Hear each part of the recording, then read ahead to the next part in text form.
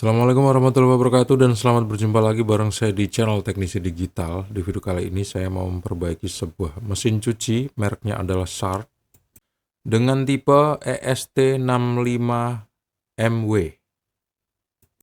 yang memiliki kapasitor berukuran 11 mikrofarad untuk mesin cuci, 3 mikrofarad untuk pengering.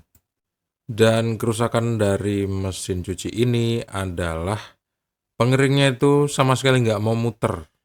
Cuman berdengung sih pelan, cuman nggak mau muter sama sekali. Waktu keranjangnya diputar manual pakai tangan pun dia seret banget. Gimana cara memperbaikinya? Tonton terus video ini sampai habis. Jangan lupa untuk klik like, subscribe, dan membagikan video ini ke teman-teman kalian. Langsung kita ke langkah pertama untuk memperbaiki mesin cuci ini. Yang jelas kita akan mengganti motornya alias dinamonya. Yang harus kita perhatikan adalah menghafal kabelnya.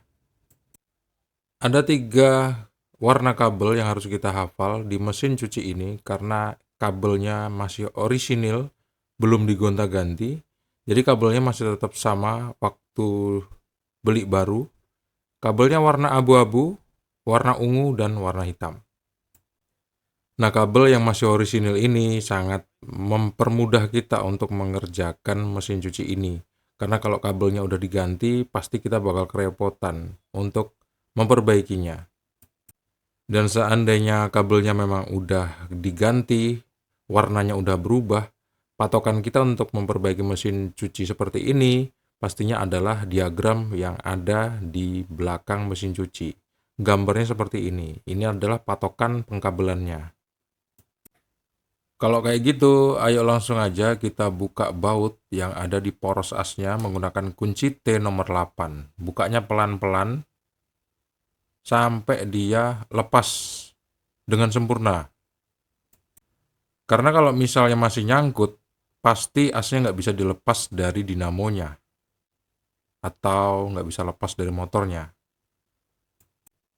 Akhirnya setelah saya coba sekian lama untuk membuka baut ini, ternyata dinamonya tuh nggak bisa dilepas dari asnya. Dia lengket banget.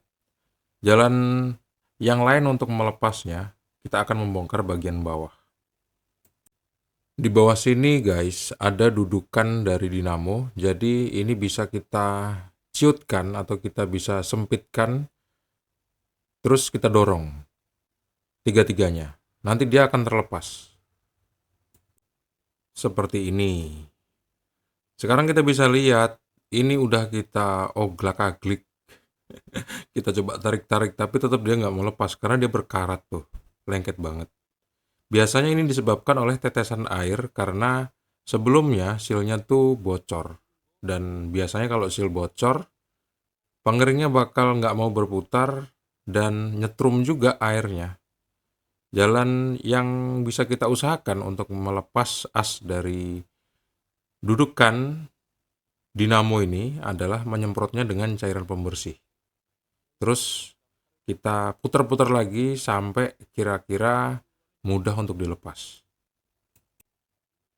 Kalau misalnya udah kita uglak-aglik tapi juga masih nggak mau lepas, jalan yang lain untuk melepasnya adalah membukanya di bagian bawahnya. Jadi bautnya kan ada 2 ya, ada baut atas sama baut bawah.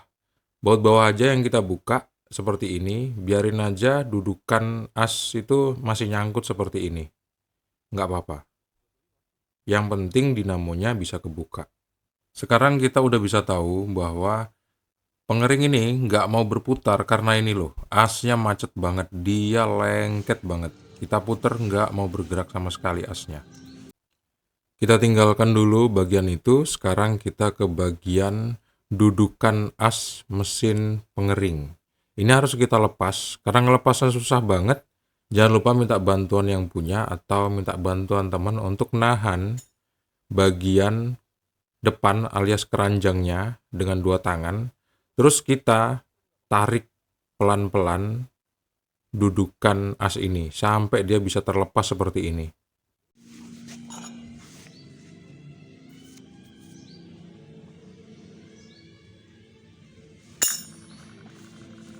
Sebelum kita mengganti motornya dengan motor yang baru, karena udah bisa dilepas, Penyebab kerusakan motor itu kalau kita ingat adalah karena karet silnya bocor.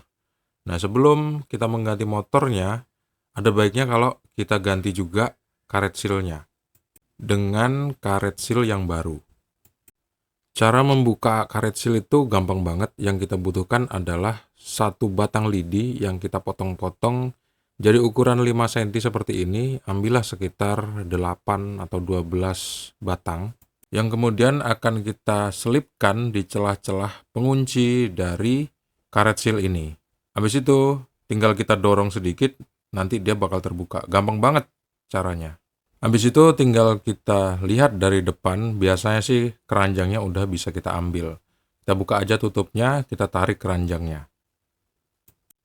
Seperti ini. Sekarang kita bisa ngelihat keranjang dari mesin pengering ini.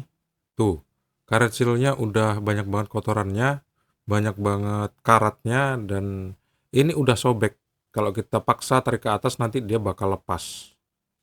Pas udah bisa kita lepas, sekarang kita siapkan dulu sebuah karet sil yang baru. Kalau misalnya nggak ada yang sama di toko, kita bisa membeli yang universal seperti ini. Nah, kurang lebih nanti masangnya seperti ini. Pasang dulu karet silnya, terus kita pasang ke bodinya, habis itu kita ketatin drat bawahnya seperti ini.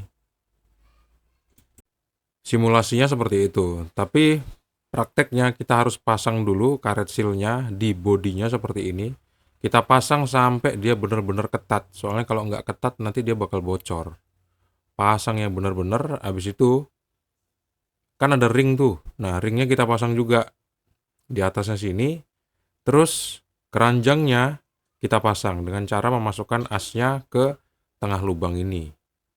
Ini perlu kita raba pakai 2 tangan, hati-hati jangan sampai kena karetnya sampai jebol, kita paksa. Harus pas di tengah-tengah, kalau misal udah pas, nanti dia gampang banget masuknya. Nah, karena kita memasang karet sil yang universal, akhirnya harus kita sedikit modifikasi, yaitu dengan menambahkan skrup pendek yang kita bakal pasangkan di antara drat dan karet sil yang bagian dalam ini. Soalnya kalau kita nggak melakukan ini, biasanya dalam waktu singkat beberapa hari gitu, biasanya sih dia lepas sendiri dratnya. Setelah penggantian karet sil berhasil dengan baik, langkah selanjutnya adalah memasang motor pengering mesin cucinya. Yang perlu kita perhatikan di sini adalah melihat berapa kebutuhan kapasitor pada mesin pengering. Pada motor pengering yang baru ini, yang dibutuhkan kapasitornya adalah 5 mikrofarad. Sedangkan yang punya mesin cuci ini aslinya adalah 3 mikrofarad. Mesin pengering ini kapasitornya yang dibutuhkan adalah 5, sedangkan yang aslinya harusnya menggunakan 3, berarti membutuhkan 2 angka lebih tinggi daripada aslinya. Dan efek samping dari nilai kapasitor yang berbeda, kalau kurang angka kapasitornya, bisa jadi dinamo pengeringnya ini nggak mau berputar. Jadi harus kita belikan kapasitor yang berukuran 5 mikrofarad. Tapi juga itu nggak selalu jadi rumus yang pasti, karena bisa aja menggunakan 3 mikrofarad, dinamo mesin pengering ini masih bisa berputar.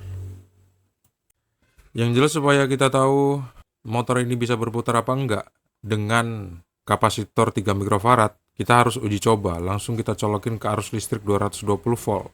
Kalau bisa berputar ya untung, kalau misalnya nggak bisa berputar ya harus kita belikan kapasitor dengan nilai 5 mikrofarad.